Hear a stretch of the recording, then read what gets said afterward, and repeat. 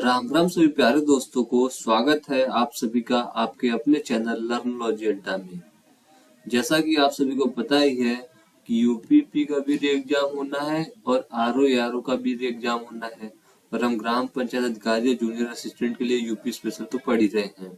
तो अब जो हमारा यूपी स्पेशल चलने वाला यूपीपी के लिए भी लाभदायक है, आरओ के लिए भी और ग्राम पंचायत अधिकारी और जूनियर असिस्टेंट के लिए तो है ही है। तो इसी क्रम में आज हमारा यूपी स्पेशल का प्रैक्टिस सेट 103 होने वाला है और यह हम डेली 5 बजे शाम को लाते हैं। अगर आप नए हैं ग्राम पंचायत अधिकारी के तो हमारे साथी जो है पढ़ ही रहे हैं हमसे। आप अगर यूपीपी के हैं, आरओ के हैं तो आप भी जुड़ सकते हैं हमारे चैनल से। चलिए देर न करते हुए आज के प्रश्नों को देखते हैं। और आपको अगर पंचायती राज व्यवस्था के पिछले वीडियोज को देखने हैं तो प्लेलिस्ट में जाकर देख सकते हैं और वहां पर यूपी स्पेशल के भी वीडियोज पड़े हुए हैं। चलिए आज के अपने प्रैक्टिस सेट को देखते हैं। और अगर आप चैनल पे नए हैं तो चैनल को सब्सक्राइब करें और बेल आइकन भी जरूर दबाएं, जैसे सबसे पहले आपको अपडेट मिल सके। तो आज का हमारा पहला प्रश्न है, सारनाथ वो पवित्र स्थान है जहाँ भगवान बुद्ध ने अपना पहला उपदेश दिया था, वह निम्नलिखित किस शहर के बहुत नजदीक स्थित है। तो सारनाथ, अगर आप पूर्वी यूपी के हैं तो आपको पता होगा सारनाथ किस जिले में है। तो किस जिले के सबसे नजदीक शहर होगा वो, तो वाराणसी जिला है सारनाथ का भी। तो सारनाथ जो है वाराणसी जिले में है। सबसे नजदीकी जो शहर है सारनाथ के वह वाराणसी, बनारस या काशी ही है। तो जो जवाब सही है वो हमारा जवाब सही है वाराणसी। वाराणसी बिल्कुल सही जवाब है। सारनाथ वह पवित्र स्थान है जहां भगवान बुद्ध ने अपना पहला उपदेश दिया था। वर्तमान में सारनाथ वाराणसी जिले में, आपको यह पता ही है। महात्मा बुद्ध ने ज्ञान प्राप्ति के पश्चात अपने मत का प्रचार प्रसार करने के लिए अरुवेला से वे सबसे पहले ऋषि पत्तनम सारनाथ आए थे और यहाँ उन्होंने 5 ब्राह्मण सन्यासियों को पहला उपदेश दिया था। इस उपदेश को धर्म चक्र प्रवर्तन कहा जाता है। जो इन्होंने सारनाथ में अपना उपदेश दिया इसे धर्म चक्र प्रवर्तन कहा जाता है। तथा महात्मा बुद्ध ने सर्वाधिक उपदेश श्रावस्ती जिले में दिया था। जो यूपी का हमारा जिला है श्रावस्ती, जिसका बॉर्डर नेपाल से लगता है। अगर आपने पढ़ा होगा यूपी स्पेशल, उत्तर प्रदेश के मैप को देखा होगा ध्यान से, तो श्रावस्ती जिला है वह जिसका बॉर्डर सीमा लगता है नेपाल से। ऐसे 7 जिले हैं हमारे यूपी के। इसके अलावा कोसल, वैशाली, कौशाम्बी में भी अपने उपदेश दिए थे महात्मा बुद्ध ने। इनके उपदेश की भाषा जो थी वो पाली थी और इनके प्रमुख अनुयायी शासक बिंबिसार, प्रसेनजीत और वदीन थे। ठीक है, चलिए देखते हैं अगले प्रश्न को। अगला प्रश्न हमारे सामने है, उत्तर प्रदेश को पहले संयुक्त प्रांत के रूप में जाना जाता था, यूनाइटेड प्रोविंस, और या हिंदी में संयुक्त प्रांत। तो इनका नाम उत्तर प्रदेश कब से कर दिया गया यूनाइटेड प्रोविंस या संयुक्त प्रांत का? तो ऑप्शन है 1947, 1951, 1950 या 1948। जिसका सही जवाब है जब संविधान बना और राज्य पुनर्गठन होने लगा 1950 में, तो उत्तर प्रदेश का नाम कर दिया गया। ठीक है, 1 अप्रैल 1937 के ब्रिटिश शासन के दौरान उत्तर प्रदेश का संयुक्त प्रांत आगरा व अवध के रूप में स्थापित किया गया था। ब्रिटिश शासन काल में इसे संयुक्त प्रांत कहा जाता था, जिसे 24 जनवरी 1950 को बदलकर उत्तर प्रदेश कर दिया गया। 9 नवंबर 2000 को इससे एक नया राज्य उत्तराखंड उत्तर प्रदेश के 13 जिलों को काटकर बनाया गया था। उत्तर प्रदेश दिवस आपको पता होगा, इसीलिए 24 जनवरी को मनाया जाता है। क्यों? 24 जनवरी 1950 को उत्तर प्रदेश इसका नाम रखा गया था। चलिए बढ़ते हैं अगले प्रश्न की ओर। अगला प्रश्न देखते हैं हम और समझते हैं अगले प्रश्न को। अब कला, उत्तर प्रदेश जो कला है, संस्कृति है, उनसे यह प्रश्न है। तो पहला प्रश्न हमारे सामने है, निम्नलिखित में कौन सा शास्त्रीय गायक घराना सही सुमेलित नहीं है? तो मतलब एक साइड हमारे शास्त्रीय गायक हैं, दूसरे साइड हमारे घराने हैं, तो कौन सही से सुमेलित नहीं है, इनको देखते हैं। चलिए, तो जो बिरजू महाराज है, बिरजू महाराज कालका बिंदादीन, उस्ताद राशिद खान सहसवान से, पंडित छन्नूलाल मिश्रा पटियाला घराने से, प्रभा अत्रे किराना घराने से। तो कौन सा सही रूप से सुमेलित नहीं है, हमें और आपको बताना है। तो बिरजू महाराज जो है वह कालका विद्याधीन घराने से हैं, जो कि बिल्कुल सही है। बिरजू महाराज कालका विद्याधीन घराने से बिल्कुल सही है। उस्ताद राशिद खान सहसवान घराने से हैं, यह भी बिल्कुल सही है। पंडित छन्नूलाल मिश्रा पटियाला घराने से नहीं है, पंडित छन्नूलाल मिश्रा भी किराना घराने से हैं, इसलिए यह गलत है। और प्रभा अत्रे किराना घराने से हैं। तो सही रूप से सुमेलित जो नहीं थे वो पंडित छन्नूलाल मिश्रा नहीं थे, जो कि इसमें पटियाला दिया हुआ है वह किराना घराने से संबंध रखते हैं। यह प्रश्न यूपी पीसीएस जज वाले एग्जाम में 2022 में पूछा गया था। तो चलिए देखते हैं अगले प्रश्न को। अब बिरजू महाराज, उस्ताद राशिद खान, पंडित छन्नूलाल मिश्रा, प्रभा अत्रे का घराना आपको पता होना चाहिए। जब भी एग्जाम में इनसे प्रश्न पूछा जाए आप सही उत्तर दे पाए। चलिए देखते हैं अगले प्रश्न को।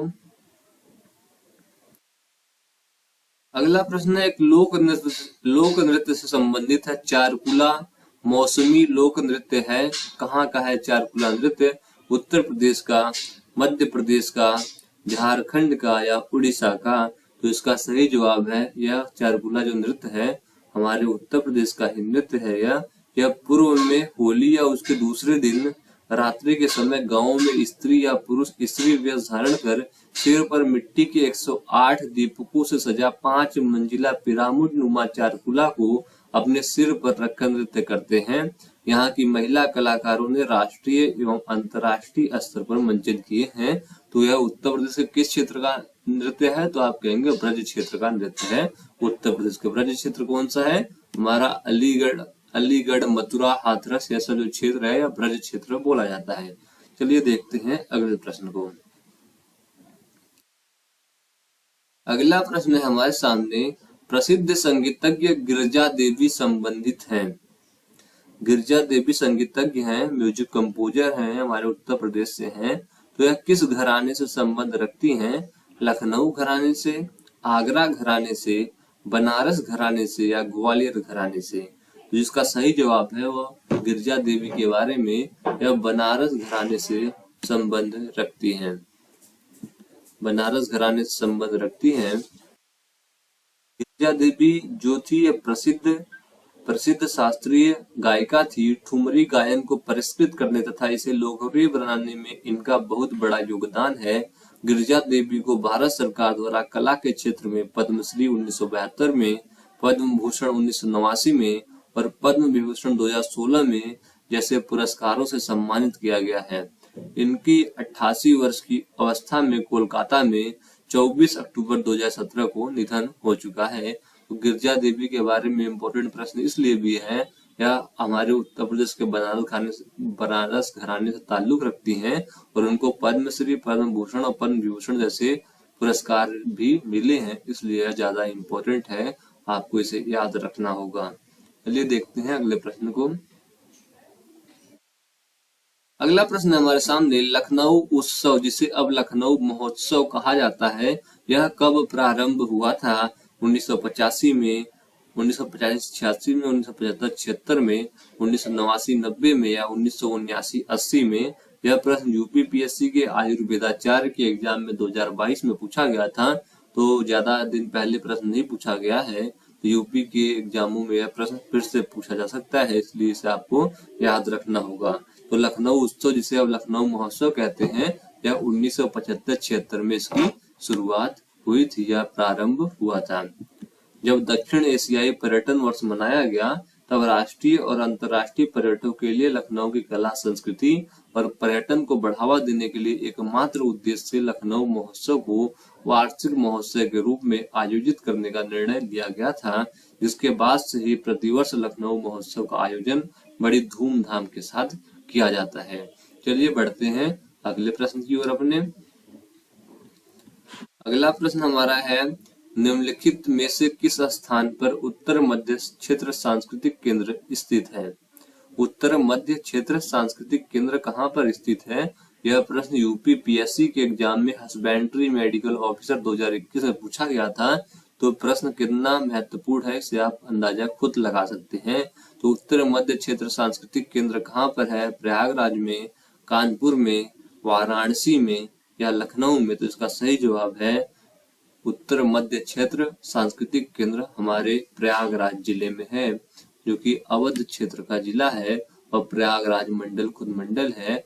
और प्रयागराज मंडल में 4 जिले हैं, जिसमें प्रयागराज, कौशाम्बी, फतेहपुर और प्रतापगढ़ आते हैं। तो उत्तर मध्य क्षेत्र सांस्कृतिक केंद्र देश के 7 आंचलिक सांस्कृतिक प्रतिष्ठानों में से एक है, जिसे तत्कालीन मानव संसाधन मंत्रालय द्वारा 1986 में बनाया गया था। तो कब बनाया गया था? 1986 में बनाया गया था। कहाँ बनाया गया था?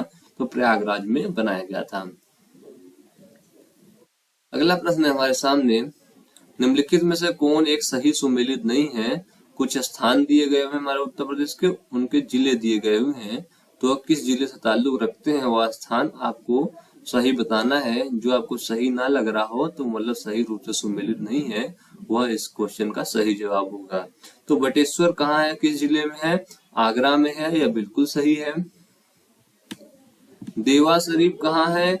इसमें जौनपुर दिया गया हुआ है, लेकिन देवा शरीफ कहाँ है?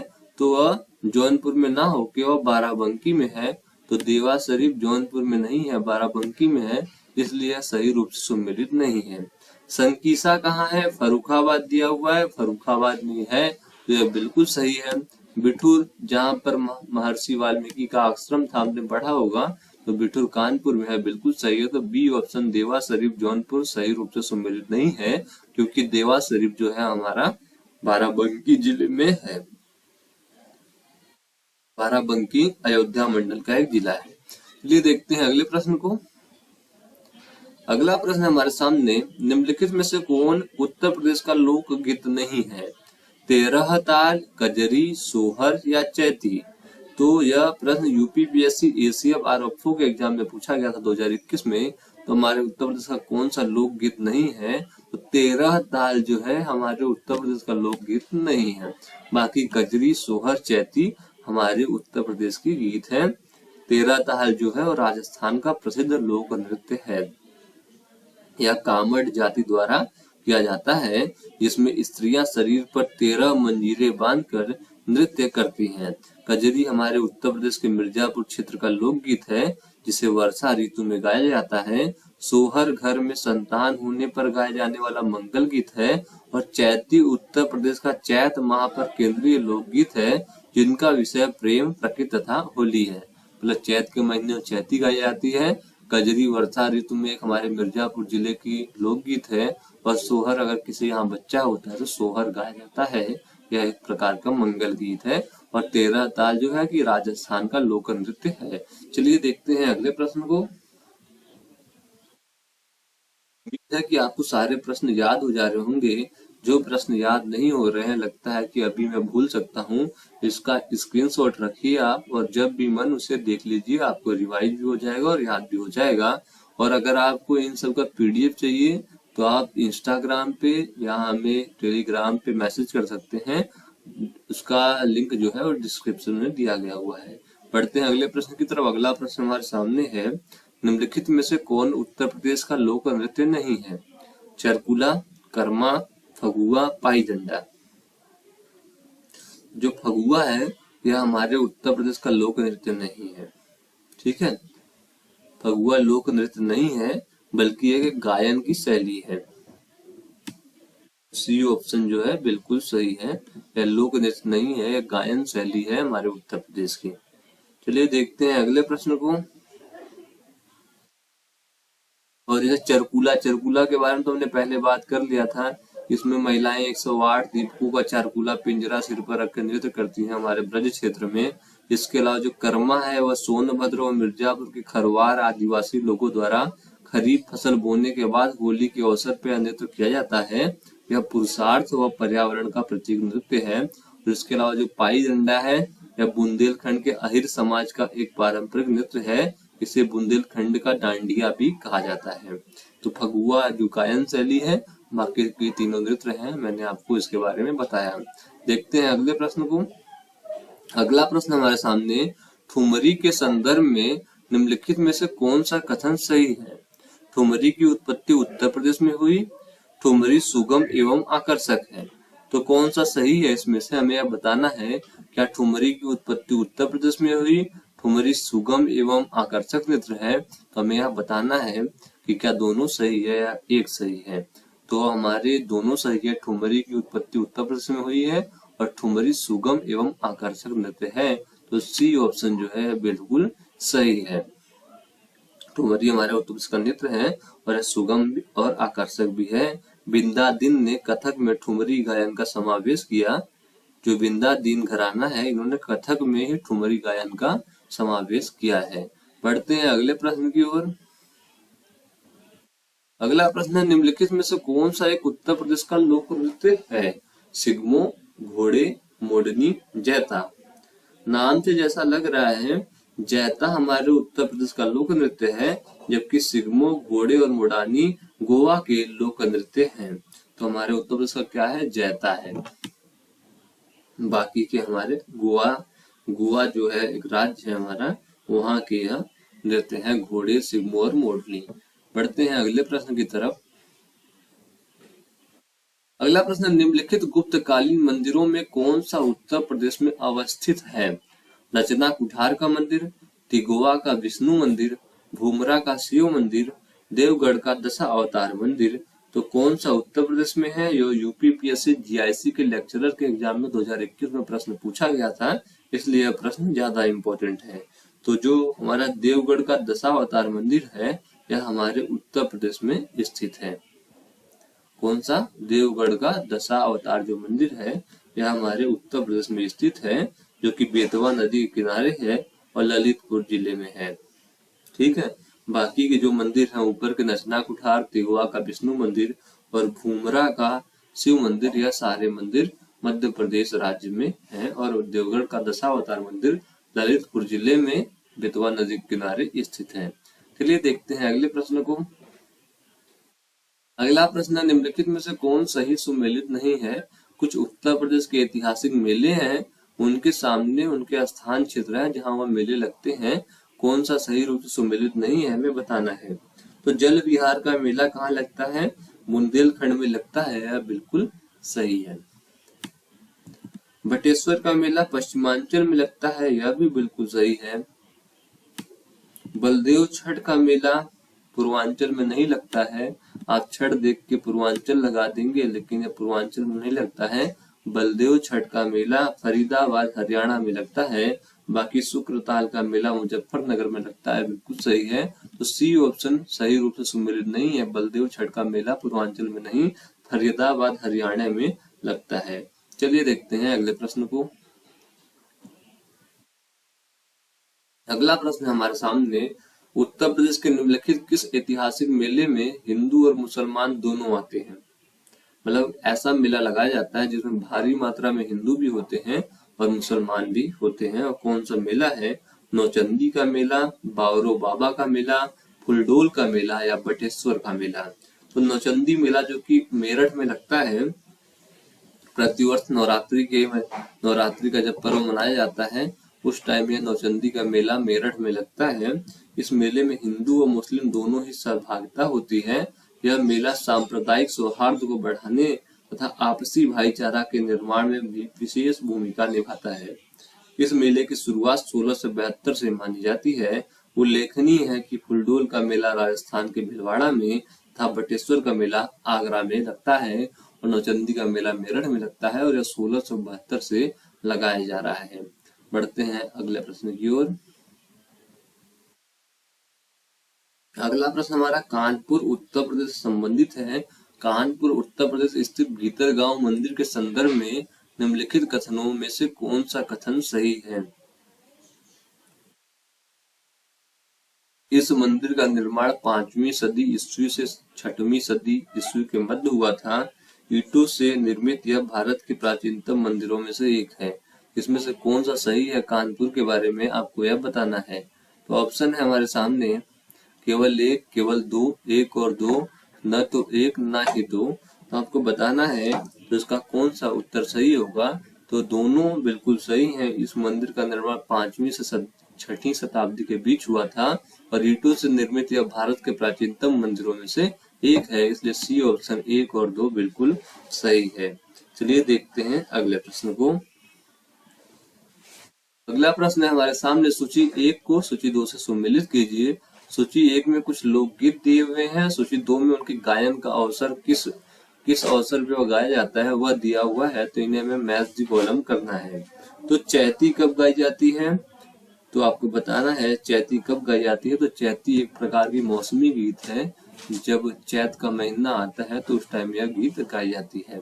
कजरी किस प्रकार का गीत है, तो आपको बताना है कजरी विवाह एवं मौसमी गीत है, वर्षा ऋतु में गाई जाती है।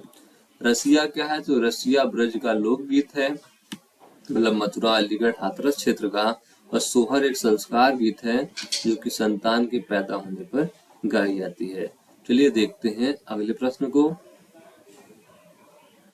अगला प्रश्न है हमारे सामने, निम्नलिखित कथनों पर विचार कीजिए। भोजपुरी पूर्वी उत्तर प्रदेश की लोक भाषा है। इसका कारण बताया जा रहा है कि पूर्वी उत्तर प्रदेश के लोग अन्य भाषाओं में असहज होते हैं। क्या यह दोनों सही है? अब देखिए ऑप्शन किस प्रकार से है, उस प्रकार से आपको उत्तर देना होगा। तो ऑप्शन है ए तथा आर दोनों सत्य हैं और ए का सही स्पष्टीकरण आर है। क्या आपको यह सही लगता है? नहीं, यह बिल्कुल सही नहीं है। ए तथा आर दोनों सत्य है, इसलिए यह भी गलत है। बिल्कुल गलत है, क्योंकि केवल एक सही है कि जो भोजपुरी है और पूर्वी उत्तर प्रदेश की लोक भाषा है। दूसरा जो कहा जा रहा है रीजन पूर्वी उत्तर प्रदेश के लोग अन्य भाषाओं में असहज होते हैं, ऐसा बिल्कुल भी नहीं है। पूर्वी उत्तर प्रदेश के लोग हिंदी अच्छे से बोलते हैं और समझते भी हैं, इसलिए जो उसका रीजन दिया हुआ है वो बिल्कुल गलत है। इसलिए सी ऑप्शन बिल्कुल सही है। बढ़ेंगे अगले प्रश्न की ओर, देखते हैं अपने अगले प्रश्न को। अगला प्रश्न है, ताजमहल से संबंधित निम्न कथनों पर विचार कीजिए। ताज महोत्सव का उद्घाटन उत्तर प्रदेश का आयोजन था।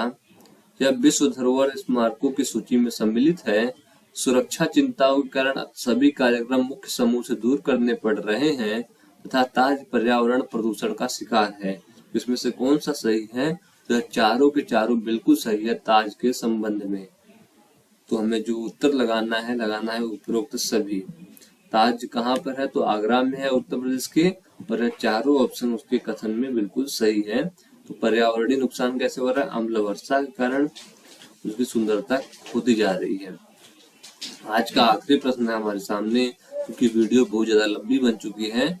उत्तर प्रदेश की ऐतिहासिक, पुरातात्विक एवं कलात्मक निधि की देखरेख करने के लिए स्थापित संस्कृति विभाग के कार्यों में कौन से कार्य सम्मिलित नहीं है? उसमें देखते हैं उसका संरक्षण तथा प्रदर्शन, उसका प्रकाशन, उसका अभिलेखीकरण या उसकी बिक्री। आपको बताना है कौन शामिल नहीं है, तो उसकी बिक्री शामिल नहीं है इसमें। उत्तर प्रदेश की ऐतिहासिक, पुरातात्विक एवं कलात्मक निधि के संरक्षण, प्रदर्शन, प्रकाशन, अभिलेखीकरण, डॉक्यूमेंटेशन एवं अध्ययन की दृष्टि से 1957 में संस्कृति विभाग की स्थापना की गई है। संस्कृति विभाग से संबंधित कार्यों का संपादन विभागाध्यक्ष स्तर पर संस्कृति निदेशालय द्वारा किया जाता है। आपने आज के 20 प्रश्न देखे, उम्मीद है कि आपको 20 के 20 प्रश्न याद भी हो गए होंगे।